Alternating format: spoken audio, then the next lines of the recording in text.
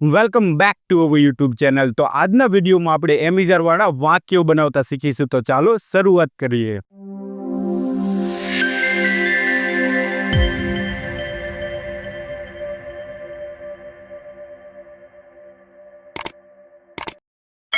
તો જુઓ, આજના વિડીયોથી આપણે વાક્યો બનાવવાની શરૂઆત કરીશું.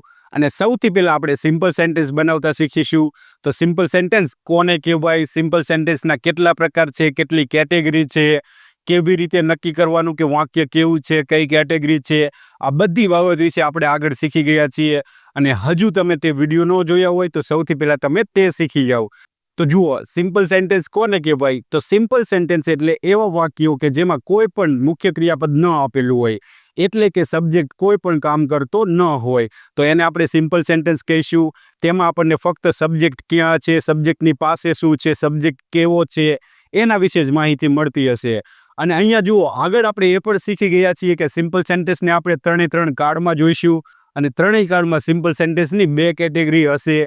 તો આજના વિડીયોમાં આપણે વર્તમાન કાળની કેટેગરી 1 વાળા વાક્ય જોઈશું, એટલે કે એમિઝારથી બનતા વાક્યો બનાવતા શીખીશું. તો ચાલો આગળ જોઈએ. તો જુઓ, આગળ મેં તમને કીધું જ હતું કે કેટેગરી 1 વાળા વાક્યો ટુ બી ક્રિયાપદથી બનશે અને કેટેગરી 2 વાળા વાક્ય ટુ હેવ ક્રિયાપદથી બનશે. તો હવે કદાચ તમને આઈડિયા તો આવી જ ગયો હશે કે કેટેગરી 1 વાળા વાક્યો એટલે ટુ બીથી બનતા હશે. અને વર્તમાન કાળમાં ટુ બીના કયા રૂપ છે? તો વર્તમાન કાળમાં ટુ બીના એમિઝાર છે.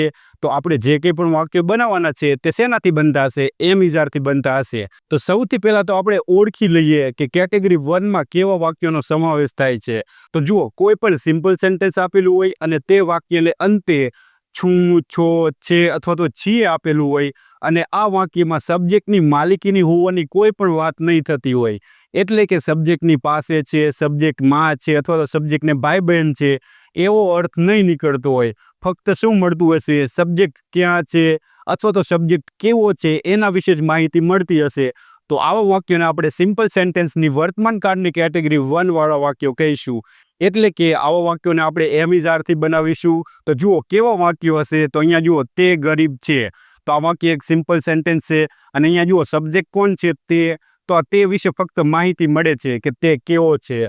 અને જુઓ, નકાર વાક્ય હશે તો શું આપેલું હશે? નથી. તે ગરીબ નથી. અને અહીંયા જુઓ, નથી આપેલું છે એટલે તમને તરત જ ખબર પડી જશે કે વર્તમાન કાળની કેટેગરી 1 વાળું વાક્ય છે. ત્યારબાદ અહીંયા જુઓ, પ્રિયા સુંદર છે. તો ફક્ત સબ્જેક્ટ કેવો છે એના વિશે માહિતી મળે છે.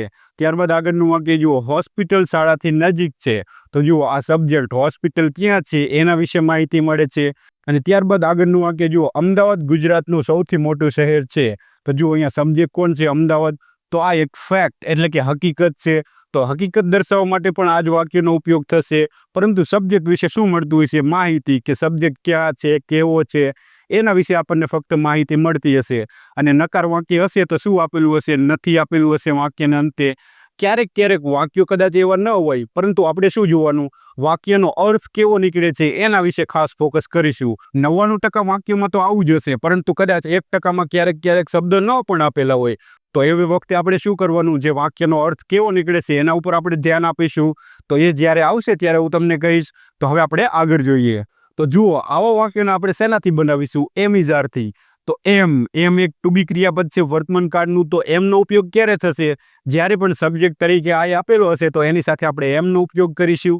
અને ત્યારબાદ આર. તો આરનો ઉપયોગ આપણે ક્યાં કરીશું? તો સબ્જેક્ટ તરીકે જ્યારે પણ યુ આપેલું હોય, વી આપેલું હોય, ધે અથવા તો કોઈ પણ બહુવચન નામ આપેલું હોય તો તેની સાથે આપણે ક્રિયાપદ તરીકે શું મૂકીશું? આરને મૂકીશું. જે આપણે આગળ ઓલરેડી શીખી જ ગયા છીએ, પરંતુ ફરી પાછું તમને એકવાર યાદ કરાવી દઉં. અને ત્યારબાદ ઇઝ.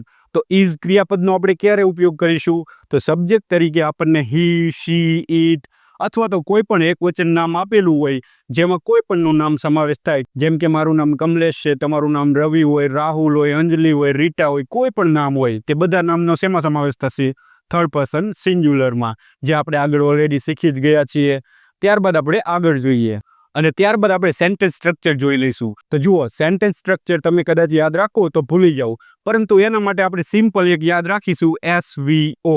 એસ એટલે શું થશે? સબ્જેક્ટ થશે. વી એટલે વર્બ થશે. ઓ એટલે શું થશે? Objective part. તો કોઈ પણ વાક્ય આપેલું હોય એ તમારે SVO યાદ રાખશો એટલે તમારા માટે એકદમ ઇઝી થઈ જશે. પછી જો નકાર વાક્ય હોય તો ક્યારેક આપણે નોટ મૂકીશું, જેમ કે અહીંયા જુઓ ક્રિયાપદ આપેલું છે, ત્યારબાદ આપણે નોટ મૂકીશું. પ્રશ્નાર્થ વાક્ય હશે તો આપણે WH નો ઉપયોગ કરીશું. અને જુઓ પ્રશ્નાર્થ વાક્ય બે પ્રકારના હોય, કયા કયા તો હમણાં આપણે આગળ જોઈશું જ તે. ત્યારબાદ જુઓ નેગેટિવ ઇન્ટ્રોગેટિવ એટલે કે પ્રશ્નાર્થે હોય અને નકારે હોય. અને અહીંયા જુઓ એ એટલે શું થશે? અફર્મેટિવ, જે આપણે આગળ ઓલરેડી શીખી જ ગયા છીએ. જ્યારે આપણે ટાઈપ્સ ઓફ સેન્ટેન્સ શીખ્યા ત્યારે ક્લાસિફિકેશન 2 પ્રમાણે આપણે આ બધા જ વાક્ય શીખી ગયા છીએ. અફર્મેટિવ એટલે હકાર વાક્ય, નેગેટિવ એટલે નકાર વાક્ય, ઇન્ટ્રોગેટિવ એટલે પ્રશ્નાર્થ વાક્ય, અને નેગેટિવ ઇન્ટ્રોગેટિવ એટલે કે નકારે હોય અને પ્રશ્નાર્થ પણ હોય. એકદમ ઇઝી જ છે. તો આપણે આ ચારેય પ્રકારના વાક્યને બનાવતા શીખીશું. એટલે કે એક જ વાક્ય હોય તો એક જ વાક્યને આપણે ચારે રીતે બનાવતા શીખીશું. અને સ્પેશિયલ કેસ, તો સ્પેશિયલ કેસ જ્યારે વાક્ય આવશે ત્યારે હું તમને શીખવાડીશ. એમાં શું હોય તો એમાં જે આપણે જે સબ્જેક્ટ હશે તે WH જ હશે. તો પછી WH વાળું હોય તો પછી આપણે આવી રીતે નહીં બનાવવાનું, પરંતુ એને આપણે આ ફોર્મ્યુલા પ્રમાણે બનાવવાનું. અને જુઓ અત્યારે ફક્ત તમે સેન્ટેન્સ સ્ટ્રક્ચર વિશે માહિતી મેળવી લો કે કોઈ પણ વાક્ય હોય તો કેવી રીતે બનાવવાનું. જ્યારે હું તમને વાક્ય બનાવતા શીખવાડીશ ત્યારે ફરી પાછું હું તમને શીખવાડીશ. અને ત્યારે તમારે કંઈ પણ ગોખવું નહીં પડે, તમને એકદમ યાદ રહી જશે. SVO યાદ રાખશો એટલે બાકીનું બધું તો આવડી જ જશે. તો હવે આપણે આગળ જોઈએ. તો હવે જુઓ, હવે આપણે વાક્ય બનાવવાની શરૂઆત કરીશું. અને શરૂઆતના વાક્યોમાં આપણે થોડાક સ્ટેપ ફોલો કરીશું. કેવી રીતે બને હું તમને અહીંયા શીખવાડીશ તે. તો શરૂઆતમાં તમારે પણ આ સ્ટેપ ફોલો કરવાના, કારણ કે તમને કોઈ પણ કન્ફ્યુઝન ન રહે. અને તમે થોડી ઘણી પ્રેક્ટિસ કરશો ત્યારબાદ એક સમય એવો આવશે કે તમે ફક્ત વાક્યને જોઈને જ વાક્ય બનાવી શકશો. તો ત્યાં સુધી તમારે પ્રેક્ટિસ કરવાની અને ત્યારબાદ તમારે બોલવાનું ચાલુ કરવાનું. તો જો આપણે વાક્ય બનાવીએ, તે મારો ભાઈ છે. તો સૌથી પહેલાં તો કોઈ પણ વાક્ય આપેલું હોય ને આપણે નક્કી કરવાનું કે વાક્ય કેવું છે. મતલબ વાક્ય સિમ્પલ સેન્ટેન્સ છે, કાર્ડનું વાક્ય છે, મોડેલ સેન્ટેન્સ છે કે પછી બીજું કોઈ વાક્ય છે. તો એ આપણે સૌથી પહેલાં નક્કી કરવાનું. તો અહીંયા જુઓ કોઈ પણ મુખ્ય ક્રિયાપદ આપેલું નથી, એટલા માટે વાક્ય કેવું છે? Simple sentence. તો સિમ્પલ સેન્ટેન્સને આપણે SS કહીશું, જે મેં તમને શીખવાડ્યું હતું. ત્યારબાદ આપણે નક્કી કરીશું કે વાક્યનો કાળ કયો છે. તો જુઓ બીજું સ્ટેપ શું છે? કાળ કયો છે? તો કાળ નક્કી કરવા માટે તમારે અહીંયા જોવાનું. તો છે આપેલો છે, તો છે ઉપરથી તમને ખબર પડશે કે આ વાક્ય એક વર્તમાન કાળનું વાક્ય છે. કયા કાળનું છે? વર્તમાન કાળનું. તો હવે તમને કાળ વિશે ખબર પડી ગઈ. ત્યારબાદ તમારે શું કરવાનું? વર્તમાન કાળમાં કેટલી કેટેગરી હતી? 2 કેટેગરી હતી. તો અહીંયા જુઓ આપણને ખબર પડી ગઈ કે વર્તમાન કાળનું વાક્ય છે. ત્યારબાદ આપણે શું નક્કી કરવાનું? કઈ કેટેગરીનું વાક્ય છે? તો કેટેગરી નક્કી કરવા માટે આપણે આખું વાક્ય વાંચવાનું. તે મારો ભાઈ છે. અને અહીંયા જુઓ વાક્યમાં સબ્જેક્ટ કોણ છે? તો આ તે સબ્જેક્ટ છે. કેવી રીતે મળે? તો જે માહિતી મળતી હોય એને પ્રશ્ન પૂછવાનો, કોણ છે જેના વિશે માહિતી મળે છે? એટલે તમને જવાબમાં મળશે તે મારો ભાઈ છે. તો આપણને કોના વિશે માહિતી મળે છે? આ સબ્જેક્ટ વિશે. અને શું માહિતી મળે છે? ફક્ત આપણને એ માહિતી મળે છે કે તે મારો ભાઈ છે. એટલે કે સબ્જેક્ટ કેવો છે એના વિશે માહિતી મળે છે. સબ્જેક્ટની પાસે હોવાની કંઈ માહિતી મળતી નથી, એટલે કે સબ્જેક્ટની માલિકીની હોવાનું કોઈ પણ માહિતી મળતી નથી. તો જુઓ અહીંયા કદાચ એમ આપેલું હોત કે તેને એક ભાઈ છે તો પાછી કેટેગરી 2 થઈ જાત, પરંતુ અહીંયા શું આપેલું છે? તે મારો ભાઈ છે. તે કોણ છે? તે મારો ભાઈ છે. એટલે કે સબ્જેક્ટ વિશે વધારાની ફક્ત શું મળે છે? આપણને માહિતી. પરંતુ કેવી માહિતી છે? કે સબ્જેક્ટ કેવો છે? સબ્જેક્ટની પાસે છે, સબ્જેક્ટમાં છે, અથવા તો સબ્જેક્ટને ભાઈ બહેન છે, એવી કોઈ પણ માહિતી મળતી નથી. તો એટલા માટે આ વાક્ય કઈ કેટેગરીનું છે? તો એટલા માટે આપણે આ વાક્યને કેટેગરી 1માં સમાવેશ કરીશું. અને ખાસ જોજો અહીંયા એમ આપેલું હોત કે તેને એક ભાઈ છે તો આ વાક્યની કેટેગરી બદલાઈ જાત, પરંતુ અહીંયા તો એવું આપેલું નથી. અહીંયા શું આપેલું છે? તે મારો ભાઈ છે. તેને એક ભાઈ છે તો કેટેગરી બદલાઈ જાત. એટલા માટે આપણે આ જે લખેલું વાક્ય છે એને આપણે કેટેગરી 1માં સમાવેશ કરીશું. તો આપણે આ વાક્યને કેટેગરી 1 પ્રમાણે જ બનાવીશું. અને ત્યારબાદ આપણે ચોથું સ્ટેપ અહીંયા એક ઉમેરીશું, કારણ કે આગળના વિડીયોમાં આપણે 3 સ્ટેપ વિશે તો શીખી ગયા હતા. તો અહીંયા ચોથું સ્ટેપ શું છે? તો ચોથું સ્ટેપ આપણું એ છે કે આ વાક્ય કેવું છે. એટલે કે આ વાક્ય પ્રશ્નાર્થ વાક્ય છે, હકાર છે, નકાર છે કે પછી નકાર અને પ્રશ્નાર્થ છે, એ આપણે જોવાનું. તો જુઓ અહીંયા તમને ફૂલ સ્ટોપ, આ પૂર્ણ વિરામ ઉપરથી ખબર પડશે કે આ એક વિધાન વાક્ય છે. અને વિધાન વાક્ય હોય તો 2 પ્રકારના હોય, હકાર હોય અને નકાર હોય. તો જુઓ વાક્યમાં કોઈ પણ નકારનો ભાવ રહેલો છે? કોઈ પણ નકારનો ભાવ રહેલો નથી. એટલે કે વાક્ય કેવું છે? હકાર. અંગ્રેજીમાં શું કહેવાય? અફર્મેટિવ. તો આપણે આ વાક્યને કેવી રીતે બનાવીશું? અફર્મેટિવના સેન્ટેન્સ સ્ટ્રક્ચર પ્રમાણે. તો અફર્મેટિવનું સેન્ટેન્સ સ્ટ્રક્ચર તમારે યાદ રાખવા માટે શું યાદ રાખવાનું? SVO, subject verb object. તો હવે આપણે આ વાક્યને બનાવીએ. તો સૌથી પહેલાં આપણે સબ્જેક્ટ લખીશું. તો જુઓ આ વાક્યમાં સબ્જેક્ટ કોણ છે? તે. તો તેનું અંગ્રેજી શું થશે? હી થશે. તો આપણે સૌથી પહેલા આપણે સબ્જેક્ટ મૂકીશું હી, અને ત્યારબાદ આપણે શું કરીશું, વર્બ મૂકીશું એમ ઇઝ આર. તો હી સાથે આપણે શું મૂકીશું, ઇઝ મૂકીશું. અને આ બાબત તમને કદાચ ખબર જ હશે, જે આપણે આગળ ઓલરેડી શીખી જ ગયા છીએ. હી ઇઝ, અને ત્યારબાદ શું મૂકવાનું, ઓબ્જેક્ટિવ પાર્ટ. તો અહીંયા શું વધ્યું, મારો ભાઈ. તો મારો ભાઈ હંમેશા સાથે આવશે, એટલા માટે આપણે શું મૂકીશું, માય બ્રધર. તો આવી રીતે આપણે વાક્ય બનાવતા શીખીશું. તો જુઓ, આપણું વાક્ય બનીને રેડી થઈ ગયું, હી ઇઝ માય બ્રધર. તો સૌથી પહેલા આપણે શું કર્યું, સબ્જેક્ટ મૂક્યો, ત્યારબાદ વર્બ મૂક્યો, અને ત્યારબાદ ઓબ્જેક્ટિવ પાર્ટમાં જે બાકી હતું તે મૂક્યું. અને જો તમને આ સૂત્ર કદાચ યાદ ન રહે તો તમારે શું કરવાનું, તો સૌથી પહેલા તો તમારે સબ્જેક્ટ મૂકવાનું, ત્યારબાદ વાક્યને પાછળથી શરૂઆત કરવાની. પરંતુ જ્યારે પણ તમે પાછળથી શરૂઆત કરો તો અહીંયા જુઓ, આ ભાઈ આપેલું છે, એક નાઉન છે, જેના વિશે વધારાની માહિતી એટલે કે એડજેક્ટિવ આપેલું છે મારો ભાઈ. તો આ જે નાઉન છે એના વિશે વધારાની માહિતી મળે છે, તો આ બંનેને આપણે સાથે લખવાનું. તો સૌથી પહેલા શું મૂકવાનું, માય મૂકવાનું, અને ત્યારબાદ બ્રધર મૂકવાનું. બ્રધર પછી માય નહીં મૂકવાનું. તો આ બાબત તમને ખબર હોવી જોઈએ. તો આવી રીતે વાક્ય બનશે, એકદમ ઇઝી જ છે. તો હવે આપણે આ જ વાક્યને નકાર બનાવીશું. તો નકાર બનાવવા માટે શું કરવાનું, અહીંયા જુઓ, નોટ એક ઉમેરવાનું. ક્યારે, તો કે અહીંયા ખાસ જોજો, જે ક્રિયાપદ આપેલું હશે એના પછી. તો અહીંયા શું કરીશ, હી આપણો સબ્જેક્ટ એમ નામ મૂકીશ, ત્યારબાદ ઇઝ આવશે, અને ત્યારબાદ આપણે એક વધારાનો શબ્દ નોટ ઉમેરીશું. બાકીનું બધું આપણે શું સેમ રાખશું, he is not my brother. તો જુઓ, આપણું નકાર વાક્ય રેડી થઈ ગયું, he is not my brother. અહીંયા જુઓ, ફક્ત આપણે નોટનો એક પ્રયોગ કર્યો એટલે નકાર બની ગયું. ત્યારબાદ આપણે આ જ વાક્યને પ્રશ્નાર્થ બનાવીએ.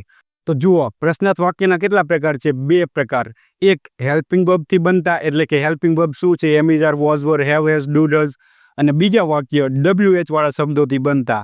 WH વાળા શબ્દો એટલે કેવા, હુ, વોટ, હુમ, વાય, એ બધા વર્ડ્સ. તો સૌથી પહેલા આપણે હેલ્પિંગ વર્બથી ક્યારે બને એના વિશે શીખીશું. તો અહીંયા જુઓ, મેં એક વાક્ય લખ્યું છે, શું તે મારો ભાઈ છે.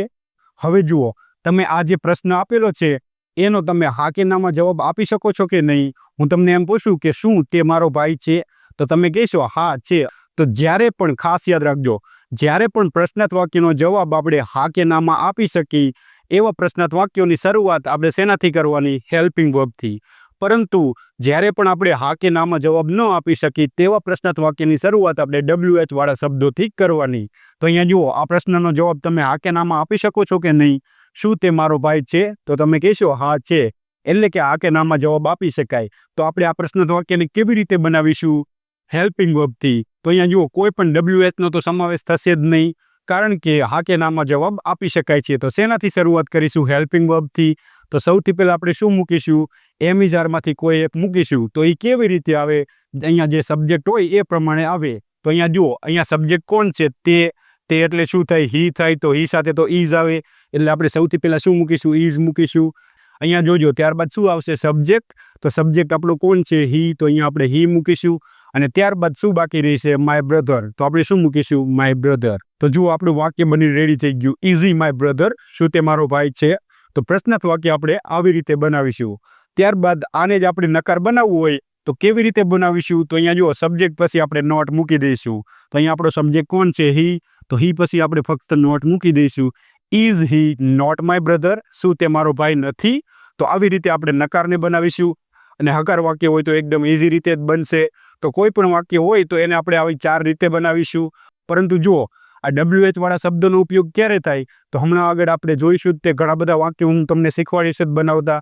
તો ત્યારે હું તમને શીખવાડીશ કે આ વાક્યમાં આપણે ફરજિયાત WH નો ઉપયોગ કરવો પડશે. અને ત્યારબાદ આપણે આગળનું બીજું વાક્ય બનાવીશું.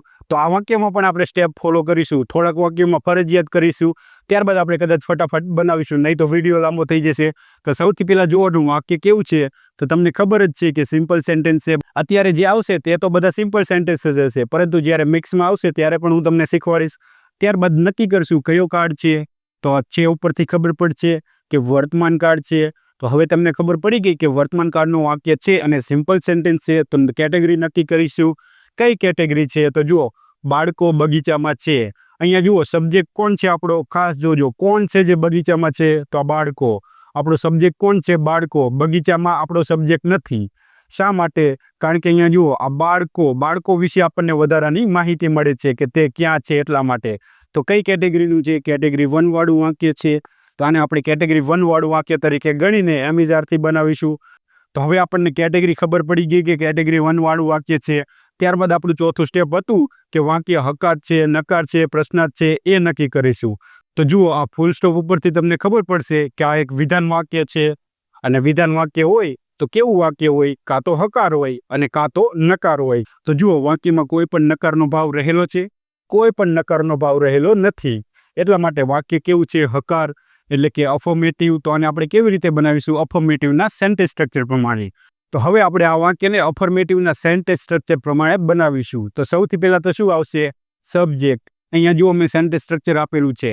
કદાચ નો યાદ રહે તો અહીંયા તમે જોઈ લેજો, નહીં તો શું યાદ રાખવાનું? SVO, subject verb objective part.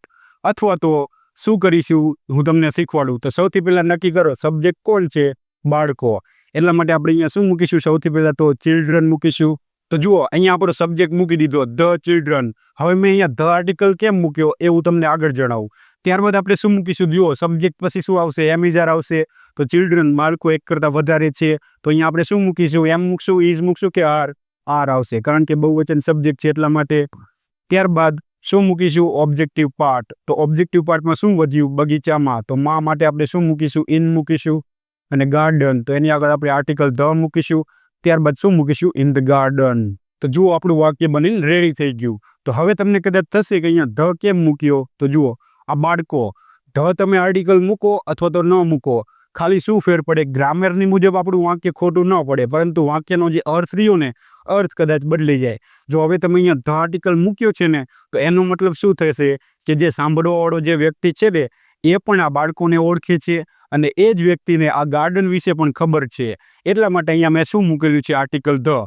પરંતુ અહીંયા તમે ધ આર્ટિકલ ન લગાડો ને, તો એનો અર્થ એવો થઈ જાય કે જે સાંભળવાવાળો વ્યક્તિ છે ને, એને આ બાળકો વિશે ખબર નથી. કોઈ પણ બાળકો હોઈ શકે, પરંતુ ધ આર્ટિકલ મૂકવાથી એ નિશ્ચિત થઈ જાય. એટલે કે અહીંયા ડેફિનેટ આર્ટિકલ તરીકે ધનો ઉપયોગ થયેલો છે, જે મેં તમને આર્ટિકલમાં શીખવાડેલું છે.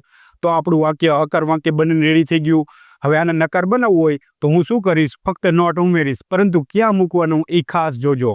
તો નોટ મૂકવું હોય તો આપણે ક્રિયાપદ પછી મૂકીશું. તો અહીંયા હું નોટ મૂકી દઉં તો આપણું નકાર વાક્ય થઈ જાય.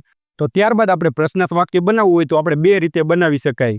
શું બાળકો બગીચામાં છે? તો તમે હા કે નામાં જવાબ આપી શકશો. જો તમે હા કે નામાં જવાબ આપી શકો તો તમે હેલ્પિંગ વર્બથી બનાવી શકો. તો કેવી રીતે બનશે?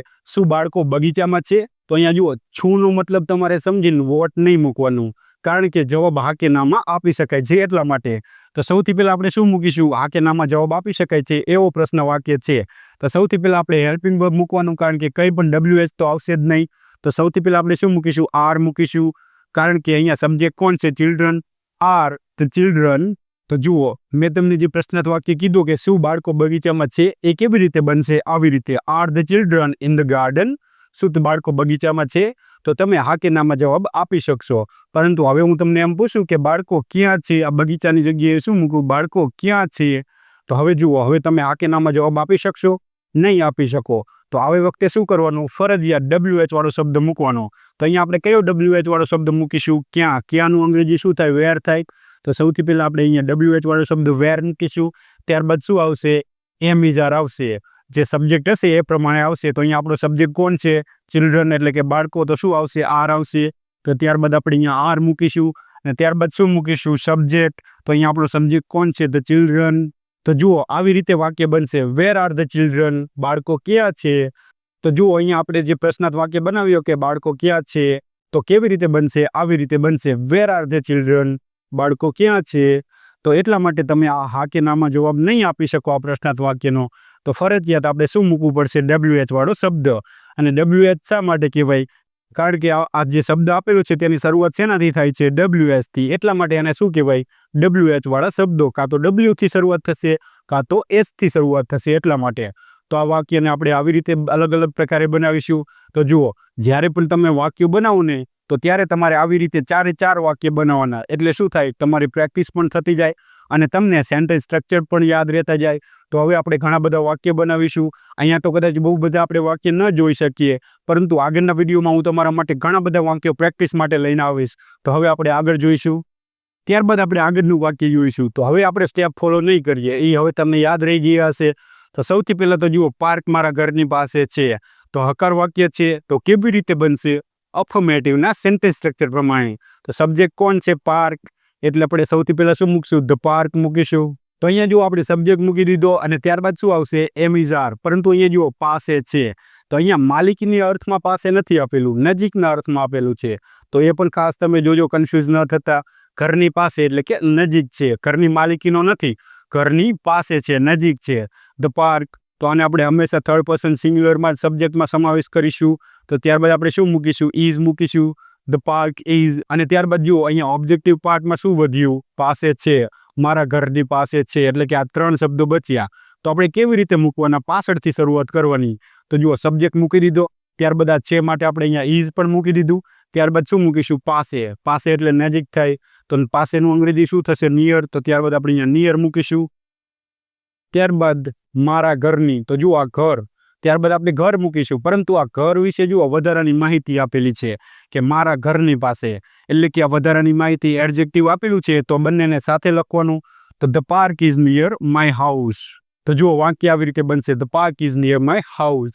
હવે નકાર બનાવવું હોય તો શું કરવાનું? નોટ મૂકી દેવાનું, એકદમ ઇઝી જ છે. ત્યારબાદ જુઓ આગળનું વાક્ય શું છે? ફ્રીઝ ખાલી છે. સબ્જેક્ટ કોણ છે? ફ્રીઝ. તો શું મૂકીશું? The fridge. કારણ કે જે ખાલી છે તે જ ફ્રીઝની આપણે વાત કરીએ છીએ, નિશ્ચિત છે એટલા માટે. તો આપણે શું મૂકીશું? The fridge. તો ત્યારબાદ આપણે શું કરીશું? તો જુઓ વર્બ મૂકીશું. પરંતુ એ તમને યાદ ન રહે તો કંઈ નહીં, પાછળથી શરૂઆત કરો. છે માટે શું મૂકીશું? ઇઝ મૂકીશું કે આર? તો એકવચન સબ્જેક્ટ છે તો આપણે ઇઝ મૂકીશું.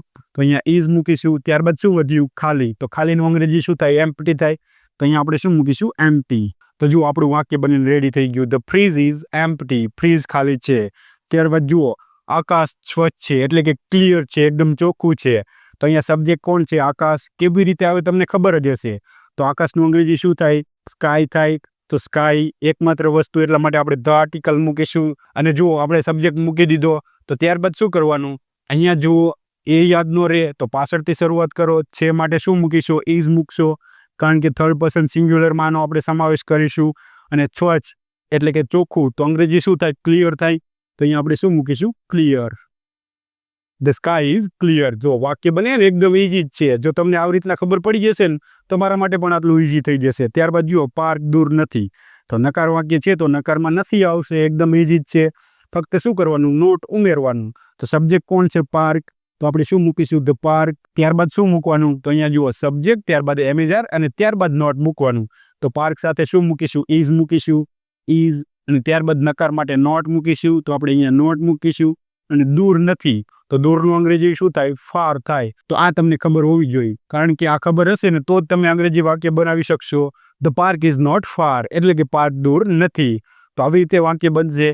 હવે જો તમારે નકાર બનાવવાના હોય તો શું કરવાનું? નોટ મૂકવાનું, ફક્ત ઇઝ પછી નોટ મૂકવાનું. એકદમ ઇઝી છે વાક્ય બનાવવા. તો હવે આપણે આગળ જોઈશું. ત્યારબાદ અહીંયા જુઓ આગળના વાક્ય જોઈશું.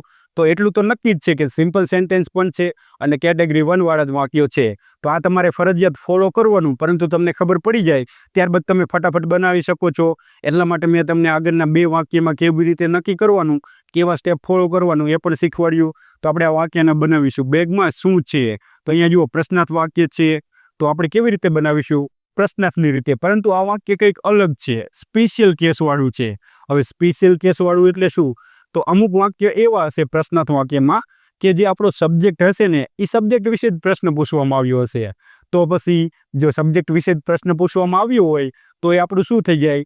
એને જ તે આપણે સબ્જેક્ટ કહીશું. જે WH વાળો શબ્દ હશે એને જ આપણે સબ્જેક્ટ કહીશું. જેમ કે અહીંયા જુઓ બેગમાં શું છે. હવે આ જે શું છે ને એ જ આપણો પ્રશ્ન છે.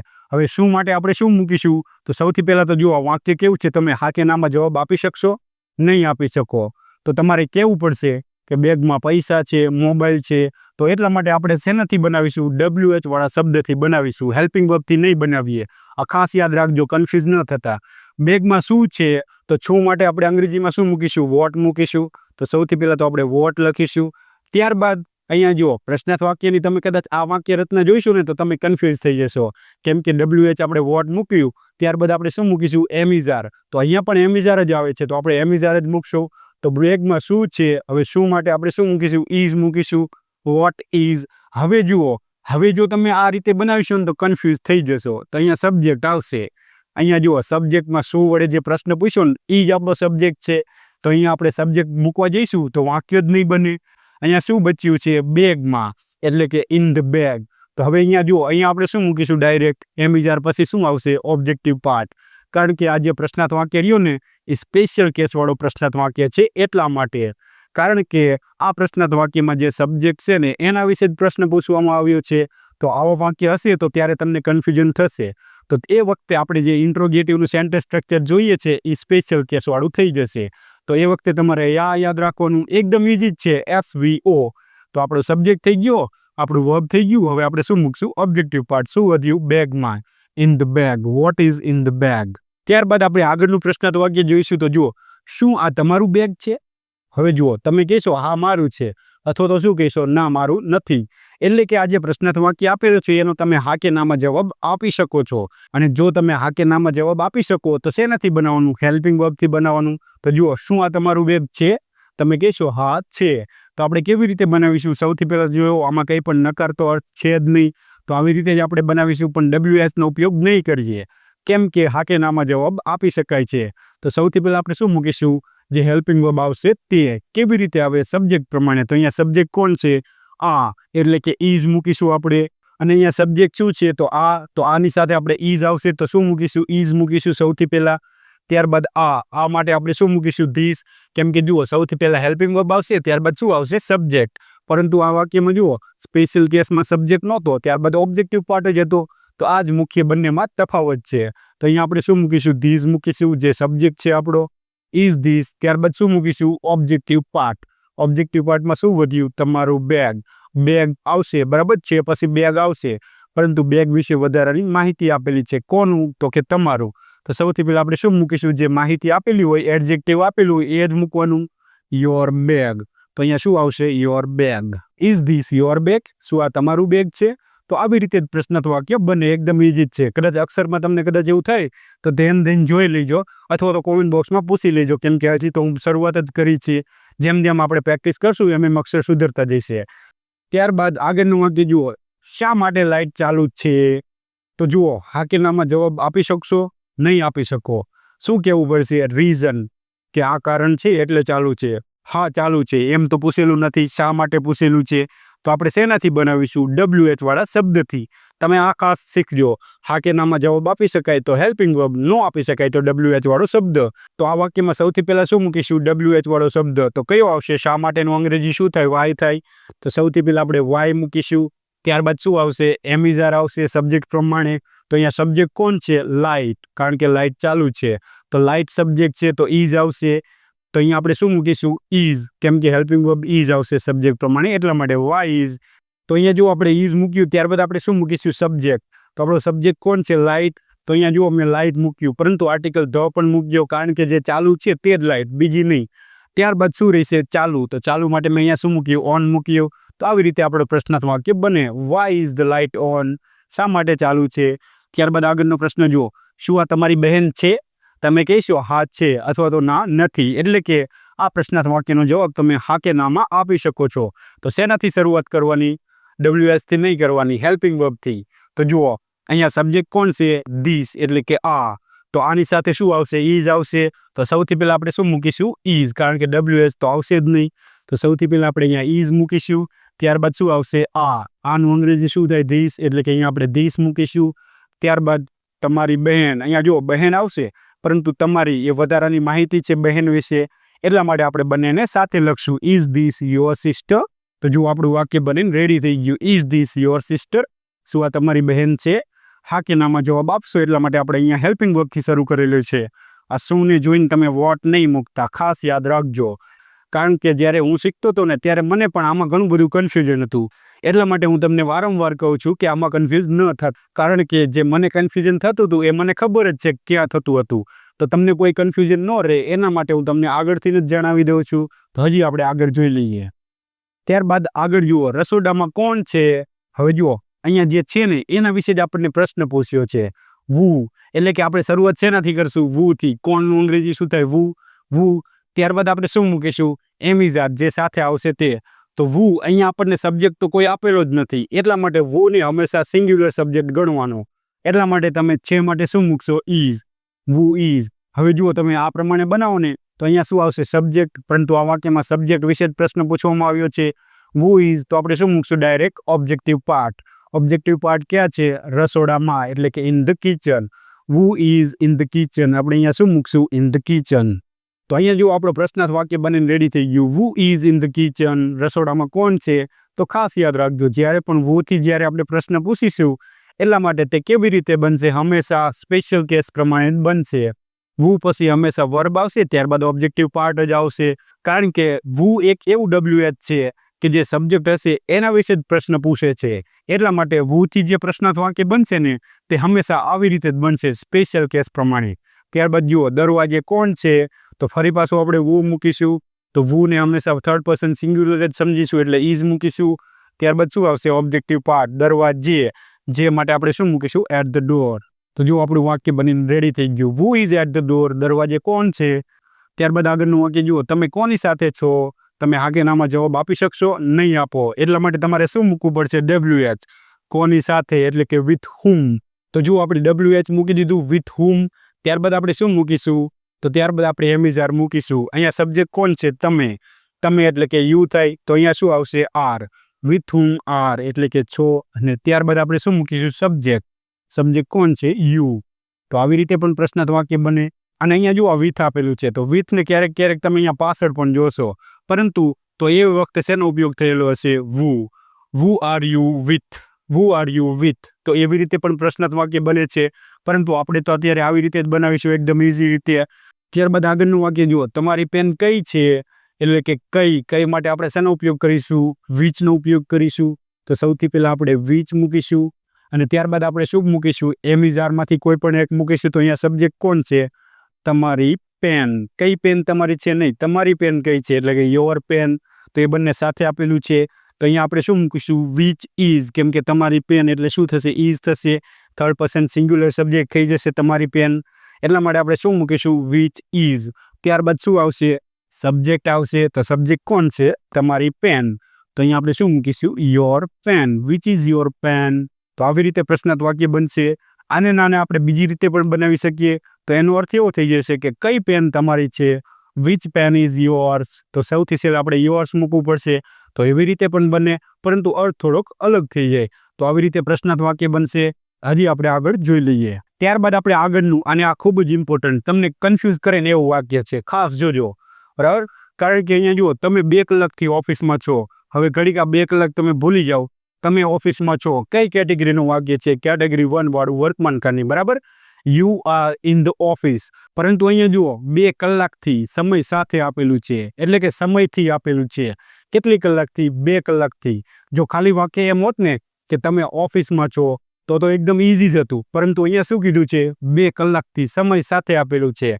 તો જ્યારે પણ સમય સાથે વાક્ય આપેલું હોય એવે વખતે આપણે શું કરીશું? એમિઝારનો ઉપયોગ નહીં કરીએ. તો શેનો ઉપયોગ કરીશું? હેવ હેઝ બીનનો ઉપયોગ કરીશું. તો વાક્ય કેવી રીતે બનશે? બનશે તો એવી રીતે, પરંતુ એમિઝારના બદલે શું આવશે? Have has. કેવી રીતે? તો જુઓ, તમે. તો તમેનું આપણે યુ આપણે અહીંયા મૂકીશું સબ્જેક્ટ તરીકે. ત્યારબાદ શું આવશે? ઓફિસમાં છો. આ 2 કલાક ન આપેલું હોત તો યુ સાથે આર આવે, પરંતુ 2 કલાકથી આપેલું છે, તો એટલા માટે યુ સાથે આપણે શું મૂકશું? Have been. કારણ કે હેઝ બીન તો આવશે નહીં. હેઝ બીન તો થર્ડ પર્સન સિંગ્યુલર સાથે આવે. તો અહીંયા શું આવશે? You have been.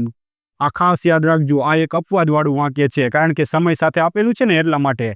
તો ક્યારે પણ સમય સાથે આપેલું હોય એટલે ચાલુ પૂર્ણકાળ થઈ જાય. તો એટલા માટે આ વાક્ય પણ આવી રીતે બનશે, યુ હેવ બીન. ત્યારબાદ શું મૂકશું? ઓફિસમાં, એટલે કે ઇન ધ ઓફિસ. ત્યારબાદ શું મૂકશું? 2 કલાકથી. જુઓ, સૌથી પહેલાં આપણે સબ્જેક્ટ મૂક્યો, પાછળથી શરૂઆત કરીએ. છો માટે હેવ બીન મૂક્યું. ઓફિસમાં ઇન ધ ઓફિસ. શું વધ્યું? 2 કલાકથી. હવે થી માટે આપણે સિન્સ અથવા તો ફોરનો ઉપયોગ કરશું. આવો વાક્યને આપણે અલગ વિડીયોમાં શીખશું, પરંતુ તમે કન્ફ્યુઝ ન થાવ ને એટલા માટે હું તમને અહીંયા ફક્ત આઈડિયા આપું છું. બનશે કેવી રીતે બધું આપણે આગળ ડિટેલમાં જોઈશું. સિન્સ ક્યારે આવે, ફોર ક્યારે આવે, કેવી રીતે આવે, શા માટે હેવ બીન હેઝ બીન આવે, બધું શીખવાડીશ. અત્યારે ફક્ત જુઓ કેવી રીતે બને છે, પરંતુ ક્યારે તો ખાસ યાદ રાખજો, સમય સાથે આપેલું હોય ત્યારે. You have been in the office. થી માટે આપણે સિન્સ અથવા તો ફોરનો ઉપયોગ કરશું, પરંતુ જ્યારે બદલાતો સમય હોય ત્યારે આપણે ફોરનો ઉપયોગ કરશું. તો ક્યારે બદલાતો સમય એવું તમને આગળ કહીશું. અહીંયા જુઓ 2 કલાક છે, તો હવે હું 5 કલાક પછી કહું તો શું કહેવું પડે? તમે 5 કલાકથી ઓફિસમાં છો, એટલે કે આ 2 કલાક બદલી ગયું. પરંતુ આના બદલે વાક્ય એવું હોત કે તમે સવારથી ઓફિસમાં છો, તો હું બપોરે કહું તો એમ જ કહું, સાંજે કહું તો પણ એમ જ કહું કે તમે સવારથી ઓફિસમાં છો. તો સવારથી એ બદલાતો સમય નથી, નિશ્ચિત સમય છે. તો એ વખતે આપણે સિન્સનો ઉપયોગ કરીશું. પરંતુ 2 કલાકથી તો બદલાય છે, કારણ કે 5 કલાક પછી આપણે શું કહેવું પડે, તમે 5 કલાકથી ઓફિસમાં છો. એટલા માટે અહીંયા મેં શું મૂક્યું, ફોર 2 hours અહીંયા મૂકું છું. અહીંયા નહીં હમાય એટલે અહીંયા શું લખીશ, 2 hours 2 કલાકથી. તો જો આ વાક્ય કેવી રીતે બનશે, આવી રીતે બનશે. આવા વાક્યમાં તમે કન્ફ્યુઝ નહીં થતા. આગળ હું તમને શીખવાડીશ તે ફૂલ ડિટેલમાં, પરંતુ અત્યારે આઈડિયા આપી દઉં છું. તો આવું વાક્ય ક્યારે હશે, ખાસ જોજો, જ્યારે સમય સાથે આપેલું હશે ને ત્યારે 2 કલાકથી. તો અહીંયા મેં તમને શીખવાડી દીધું કે એમિઝારવાળા વાક્યો કેવી રીતે બને.